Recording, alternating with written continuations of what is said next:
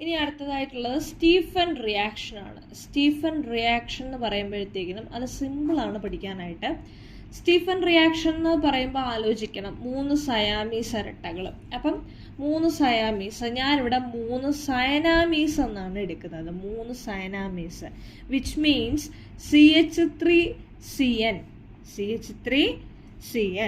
അവർ 3 പേരും കൂടെ എന്തോ ഉണ്ടാക്കി, ഒരു രസമല്ലേ, ഇപ്പോഴത്തെ ചൂടൊക്കെ അല്ലേ എന്ന് വിചാരിച്ചിട്ട് സ്നാസാലും 2 സ്നാസാലും അതേപോലെ തന്നെ ഒരു HCl-ഉം ഒരു H2-ഉം കൂടെ ഒരു ജ്യൂസാക്കി ഉണ്ടാക്കി. അപ്പം SnCl2-ഉം HCl-ഉം എന്നിട്ട് ഇവിടെ H2O വാട്ടറാക്കി ചേർത്തു. അപ്പം 2 സനാസാലും HCl-ഉം കൂടെ ചേർത്ത് അവർ വെള്ളവും കൂടെ അലിപ്പിച്ച് എന്തോ ആക്കാൻ പോവുക, ഒരു ജ്യൂസ് ആക്കാൻ പോവുക. ആ ജ്യൂസിൻ്റെ പേരാണ് എന്ത്?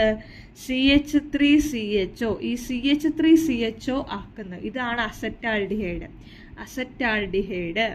CH3CHOയുടെ ഓമന പേരാണ് അസറ്റാൽഡിഹൈഡ്.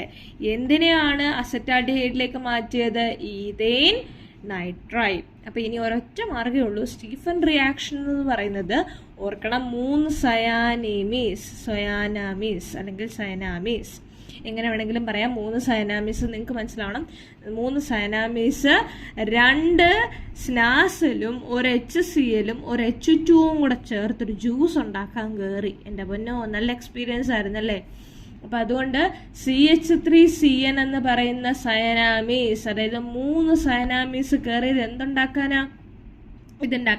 ഇത് 2 സനാസിലും ഒരു HCl-ഉം കൂടെ ചേർത്ത് കുറച്ച് വെള്ളവും കൂടെ അലിപ്പിച്ച് അസറ്റാൽഡിഹൈഡിനെ ഉണ്ടാക്കി. ഇത്രയും എണ്ണത്തിന് പറയുന്ന പേരാണ് ഈഥെയ്ൻ നൈട്രൈറ്റ്.